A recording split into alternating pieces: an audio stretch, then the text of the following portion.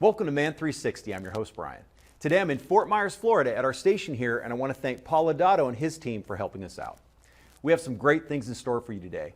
When we were at the National Religious Broadcasters meeting earlier this year, I sat down with musical artist Erskin Anavitarte to talk about his music and musical influences, as well as his passion for orphaned, abandoned, and vulnerable children. For our outdoor segment, the executive producer of the program, Yolanda, and I try out a few different types of freeze-dried food brands. She's never tasted this type of hiking food before, so it should be fun. We'll wrap up the program with the travel segment, talking to our friend of the program, Malone of Giddings Tactical, sharing about this past year traveling around the country and living full-time in his RV. We had a great conversation about the things he learned and the dynamic of being on the road full-time with his family. I'm glad you're here. Let's get started. Welcome to Man 360.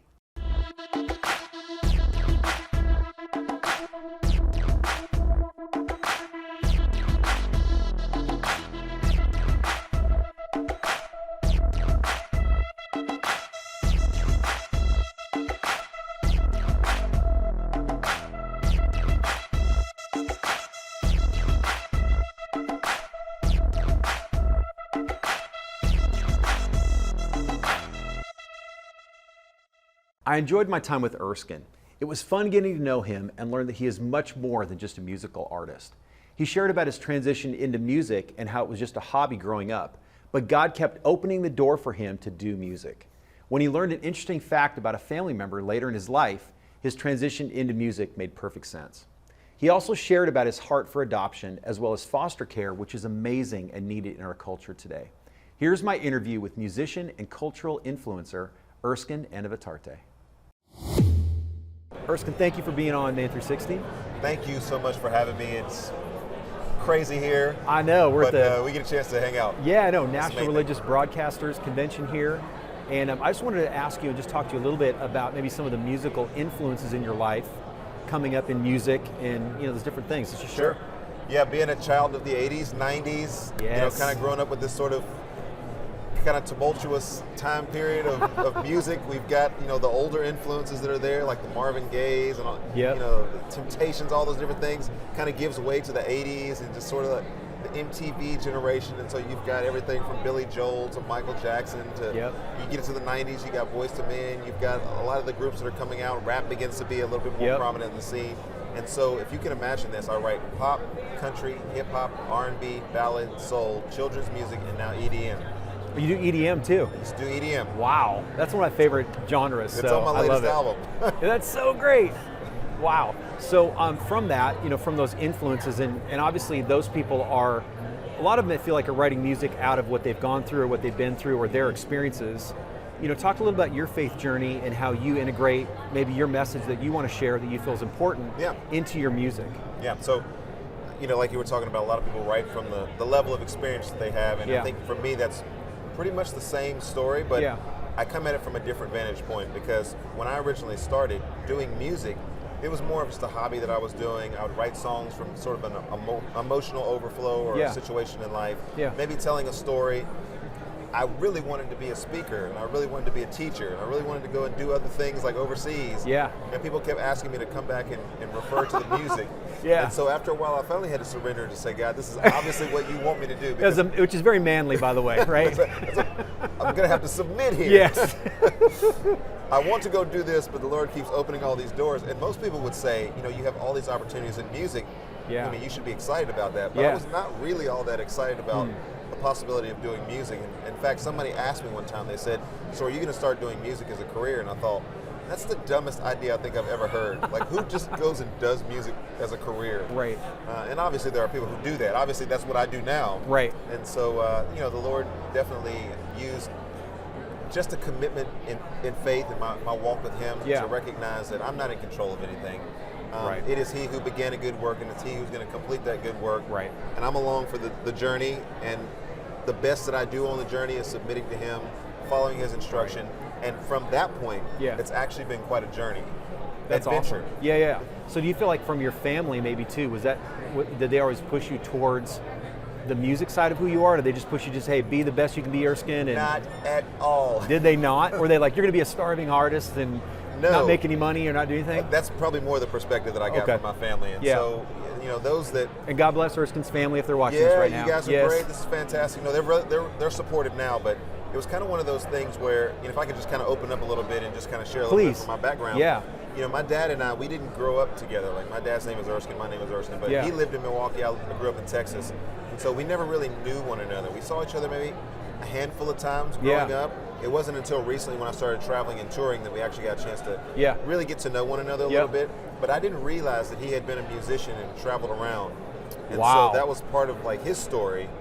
And so I think my parents were a little bit hesitant. Family was a little bit hesitant to say, oh, he's following in the path of his dad. Now, that wasn't something that we contrived because we weren't around one another. Right, you didn't like plan it out. But when they saw me going down that route, they were like, oh, this could be a struggle. Yeah. And so I can understand their hesitations as far as that's concerned. Yeah. But it really was one of those things where, if you talk about calling, and really something that when you establish what it is that you were created to do and you fall into that, it begins to be something that's like, oh, this is what I was meant to do. Right. Yeah, so it's more about you, like you say, in your calling sounds like it kind of found you. It did. More. It wasn't like, it sounds like you already had ambitions to go a different direction. And I love, this one thing I love about God, especially as men, that God is so gentle with us to help us and recognize who He's created us to be, and how actually helps to realign us when we're listening. And I feel like some of that needs to be openness to, to Him. So I know that you are an advocate specifically for adoption. I think it was the Holt company as well. Can you share a little bit about that? And I know we've done other programs or segments on the program about, don't have abortions, don't encourage your girlfriend or your wife to have, those kind of things. Talk to me about your advocacy, basically. I'll jump into that, but I almost feel like I want to interview you at this point. But don't you feel like in every man's life, there comes this point in which you sort of have this collision point or this tension point in which you're struggling against that which God has called you to and that which, you would want to do yourself. Right. And it's this tension point of struggle. As I read the Bible, especially the Old Testament, and I see people who are reluctant to take on leadership, or people who were too eager to take on leadership. There's it's always one of the two. Two sides That's of that. So true. And it becomes the story where, if men would naturally submit to the Lord, then things would go much better. Right. But we don't naturally submit to the Lord. Right. And so you see all the things that happen as a result of trying to either get away from God or trying to jump into God's position. Yeah. And so when it comes to the aspect that you just talked about, my wife and I, we adopted kids 14 years ago. My kids are somewhere around here walking around trying to get all the free stuff they can. Yeah, it's the swag. And so when we started that journey, that was kind of one, I was not from a family that had adopted kids before. And so I'm kind of like, I don't really know. Maybe this is okay, maybe it's not. And it's been tremendous. It's a blessing. It's a struggle.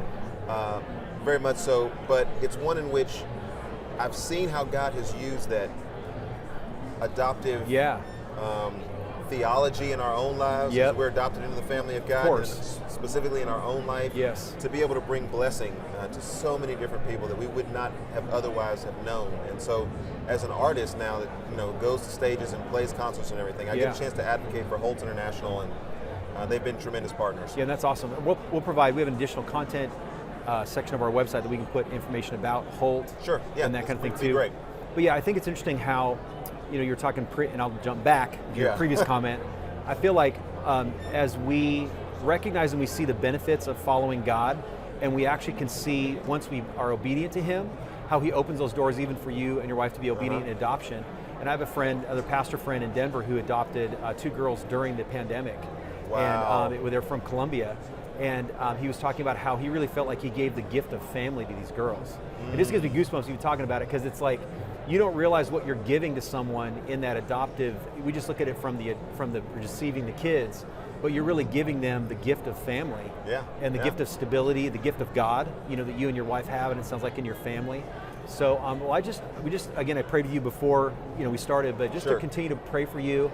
Thank you. And just to believe that God's going to do great things through you and your ministry. Yeah, we're a foster home, so we you are? That's great. So we also just got a 3-month-old and a 22-month-old in the last couple of weeks. That's awesome. So you need even more prayer, is what you're saying. You're like, pray, but then pray. Diapers, and I'm like, let me remember back how this used to go. Thank you, God, for reminding me of the call, right? Exactly. Erskin, thank you for being on the program. Thank you so much for having me. Yes, sir. Bless you.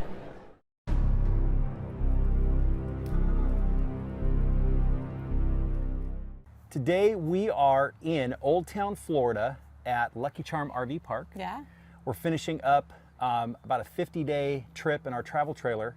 And Yolanda and I were talking. She has never tasted freeze-dried food before. I have never have. So when I go on hikes, and when I go, either on a long day hike or overnight, I always try to take some type of freeze-dried food. Now, the reason why you do freeze-dried food is the size of it. You can pack it down a lot. You can get a lot into your bag. The weight is great on it as well. It doesn't weigh a whole lot. There's a ton of preservatives in it. That's probably why Yolanda's never tasted it before. Exactly. So I talked her into being on the program again and tasting these two brands. So you'll see we have these two brands. One is Mountain House, and the other, I believe, is Alpine Air. So one thing if you've never tasted or actually used these type of packs, you've got to look at the directions on the back. So some of them are going to be a little bit longer or take a longer time to cook. Some of them are going to be multiple versus a single serving as well. So you can have ones, both of these are 2 servings, but you can see this is a much larger bag of food in the Alpine Air versus the Mountain House. This one was 0.7 ounces, and yours was, what was it, like 4 point? Yeah, 4.5. So actually this is about 2.5 ounces more. And this required 2 cups of water, and this one was a cup and a third. So also when you're hiking as well, you've got to think of, if you're going to be near a water source, then you're fine. You don't have to necessarily worry about how much water you carry in, or when you're boiling water for food. But that also could be a consideration if you're rationing your water for the amount of food that you want to eat. If you have something like this that's going to take 2 full cups versus a cup and a third, you can almost get 2 of these, which are 2 servings, versus this one, as far as the just the use of them. Yeah, and if you've been hiking a long day and you're like, I need the carbs, like Brian's a big guy, this would probably be good for him, so he can get his carbs and everything in there.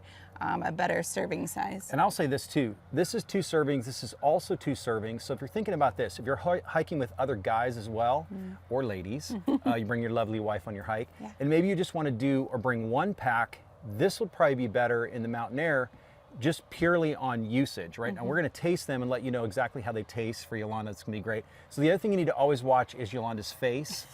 When she tastes something that she likes or she doesn't like, that's very, very telltale. And you'll see it hide today. it, yes. She does not hide it. She wears expressions of what she tastes, whether she likes it or not, on her face. So, but again, if you're hiking, you have multiple people, or you're kind of saying, okay, we're going to bring this amount of food, and we want to keep our weight down. Maybe you just want to do the Mountain Air if it tastes good. Yes. All right. So I did notice too the difference of this real quick. The size of the noodles. This has a lot thicker noodle, more traditional size noodles. This one had a lot smaller and actually a spiral, I think. So maybe we can let's get a scoop out of it. Yeah, I'm gonna stir this really good because the cheese seems to be at the bottom. And this one too, I don't know if you can see this in the camera. Maybe we can open this up with the camera. Yeah. This one looked like it was more kind of like it wasn't as stringy. Oh, his looks totally different than mine. So this one actually is more, you can see this. Yeah, mine doesn't look that way at all. So this is the difference of the 2 of those, you can see. Yeah. So, okay, mine has carrots and peas and corn, which...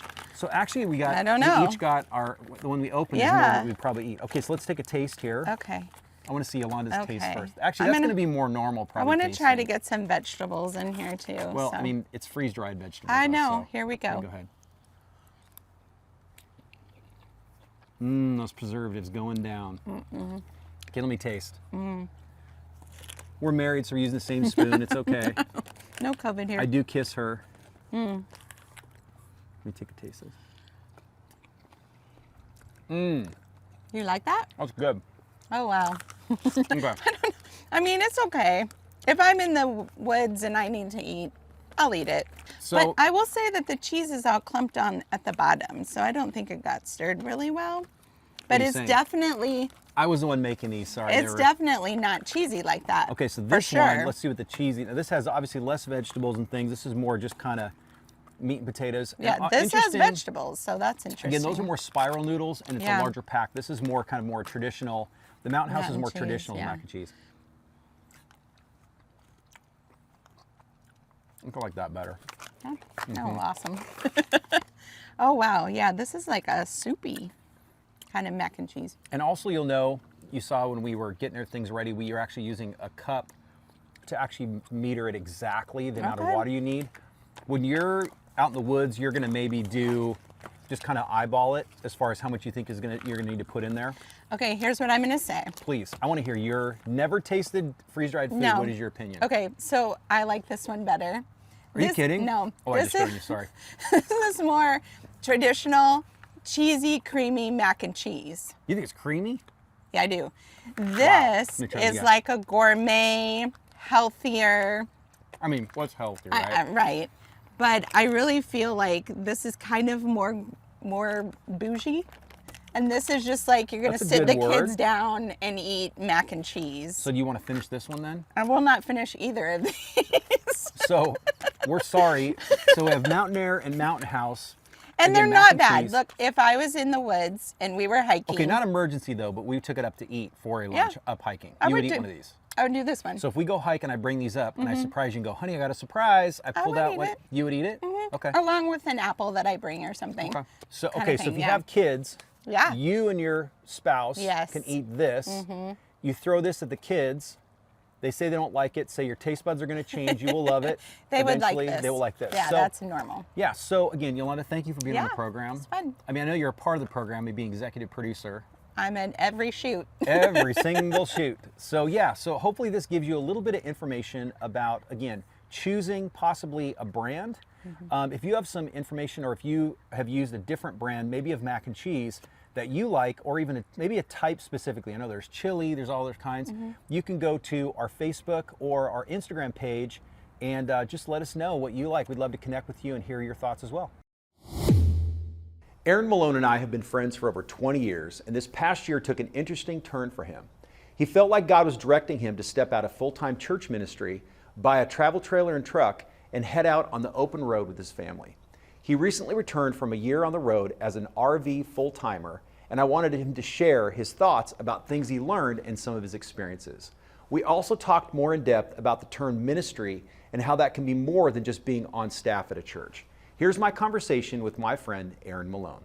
Aaron, thanks for being on Man 360. Yeah, absolutely. Thanks for having me back. How many times have I said that through 2 seasons? I don't know. It's been crazy. Probably 6 times. So I want to talk about a trip that you took with your family. That was actually more than a trip. It was actually a lifestyle change for a year. Can you share a little bit about that? Yeah, about a year, now it's been about 2 years. 2 years ago, my wife and I, this is kind of in the middle of COVID, we're talking and just discussing our lives. Like, what are we doing with our lives? Are we happy with where we're supposed to be? Do we feel like God is leading us in some other direction? And we felt that there was a change coming for a while. I've been in ministry for 12 years. I had my side business on YouTube.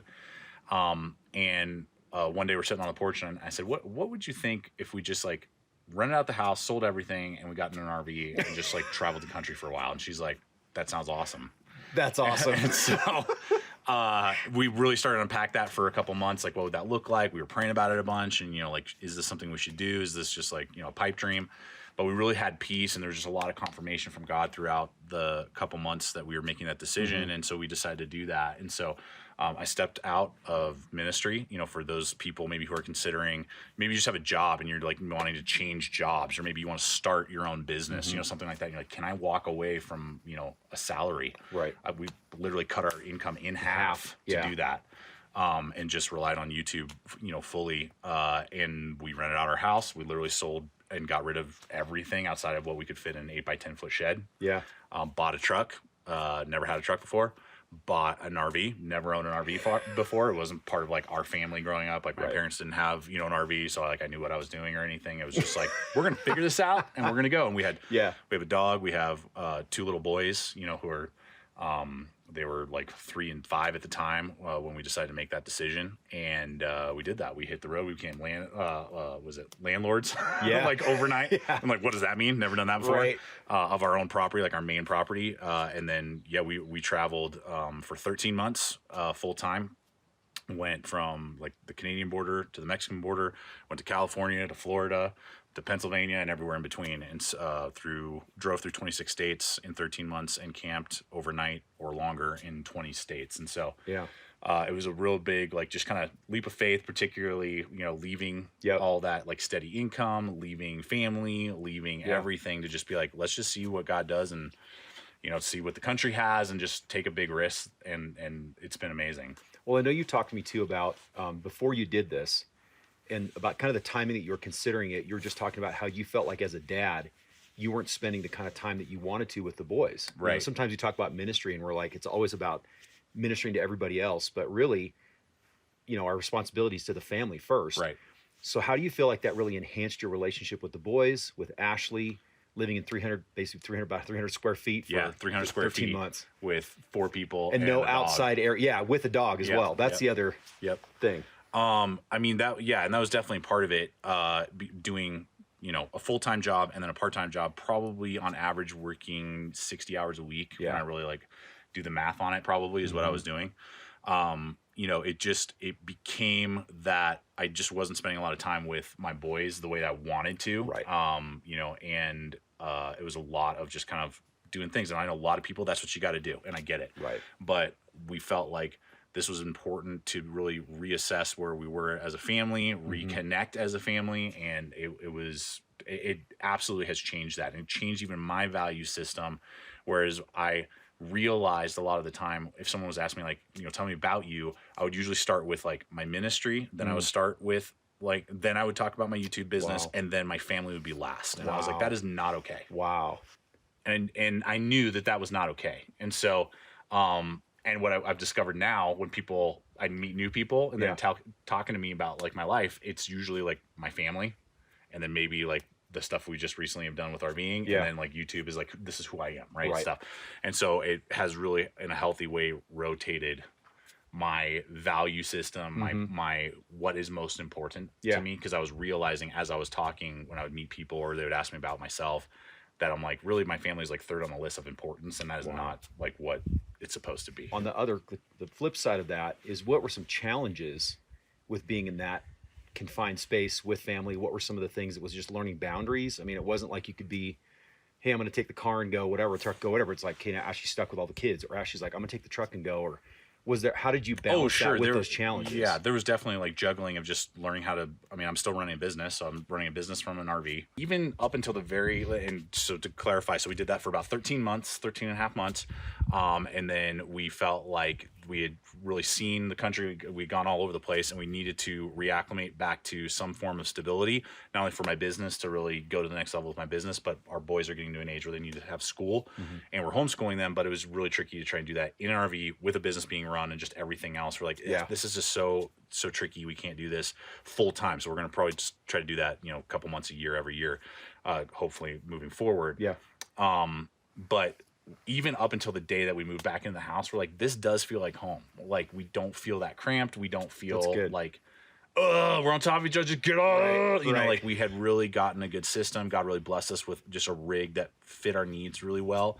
And really the only times that would get hard is if I had to do like a lot of editing, or I had to make like a business call. It was like the only times that would be kind of tricky. But like, just our daily living was, the dynamic, we just really worked it well, and it was just a blessing in that way. And it was just more of learning how to maintain, you know, an RV, a recreational vehicle, which is not like living in a house. I mean, you are like working on something all the time. There's probably something breaking or needs to be replaced or repaired all the time, like literally almost daily. And so being okay with that and learning that process. Well, you and I talked about a couple things about how you're trying to do the averages of if it was more expensive to stay in the house versus be in the trailer. And then you have your nights where you got to stay versus boondocking versus mooch, you know, all that kind of stuff. That was about the same, right? Yeah, for the way that we did it. Now, I know lots of people, they basically try to, you know, they just dry camp like try to like as all skinny the as time. possible. Dry camping is when you don't have any hookups and you're just like pulling up to like a dirt, you know, lot somewhere in the woods. And we did do that from time to time. But we found with us, again, living in it, and it's not just like we're going to do it for a week. It's like having full hookups with, you know, your sewer, your electric, your water was way easier, particularly with the kids. If it was just my wife and I, we probably could have dry camped a lot more and been okay. But just with the kids, But the just price wasn't that much better. Correct. You and I were like, man, you're going to save money. And you're like, no. It was basically the same as our living in our house. Right. Yeah. So we didn't save a whole lot of money staying at campgrounds regularly with full hookups. Right. So last thing. You mentioned something in your opening statement about I got out of ministry. Yeah. And it's interesting to think about how we were talking a little bit about how when we think of ministry, you only think of that as like a full-time church position, and not thinking of our lives as ministry. And there's really been a shift, and had to be for you because you got out of what you've always known as ministry. Right. So share a little bit about that, about how you're ministering through Gideon's Tactical, through other things as well. Yeah, I don't know. I'm sure there's some pastors that would say they don't do this, but I don't know a pastor that doesn't get to a place on some level where they struggle with like, this is just my job. And so, and that's okay because you're called to do that. And so you move past that and you're like, okay, but this is what I'm called to do. Right. You know, and this is my income and this is what I do to like take care of my family. So this is what I'm going to do. Right. And so changing, and we can argue if that's healthy, if that's not. And I'm sure there'd be some pastors that are watching. It's like, I don't do that. I would disagree. You sinner. Let's go have a cup of coffee. I would disagree. Throw a good face and walk out. Right. No, but I would just disagree. There does come, and you have to work through that is what I'm saying. Right. And so a good pastor would work through that and continue to minister and love people and go, love of Christ is why I do this. Right. Not just, anyway. Yeah. So, but getting into a shift in a mindset of, okay, how do I still minister to people, but that's not my career. That's not my job to do.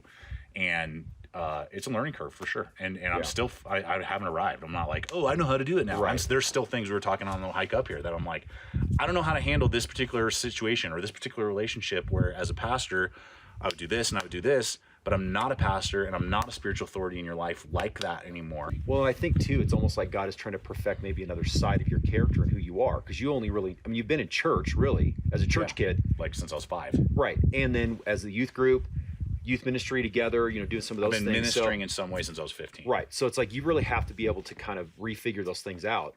But I just really appreciate too, just some of the relationships and stuff that you've built through Gideon's Tactical. Mm-hmm. I've been with you since the beginning, praying it in and just asking God to do that. Yeah. But but I just appreciate you being on the program and doing all of our outdoor segments together. And, it's fun. And today I loved just the conversation. So thanks, Aaron. Cool, man. Appreciate it. Let's do our 360-degree review of today's program. To me, Erskin is not just a musician, but someone who is working hard on many levels to change culture with a musical talent that doesn't just entertain, but inspires. His comments about submitting to Christ and God's purpose for his life is a wonderful reminder that doing things God's way is always the best way. I also enjoyed hearing his heart for foster care and adoption. When we put our lives fully in God's hands in every way, we position ourselves to enjoy where God places us and the door he opens up for us.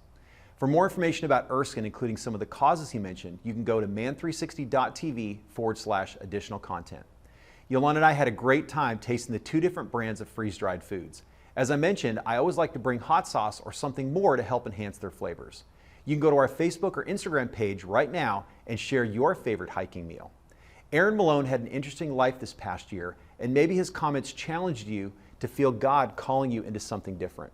God may not be calling you to go to an RV and live full time, but maybe there's something other kind of shift he's prompting in you. I also hope our conversation about the word ministry helped put things in perspective for you. Being spiritually influential in people's lives is more than just being on staff at a church, but using your God-given gifts and talents anywhere you're placed. Man 360 exists for men to be complete in every way through Christ, mentally, physically, and spiritually. You can go right now to our website and send us a prayer request or tell us how we're doing, or connect with us on Facebook and Instagram, and we'll see you next week right here on Man 360. Okay, everybody stop making me laugh.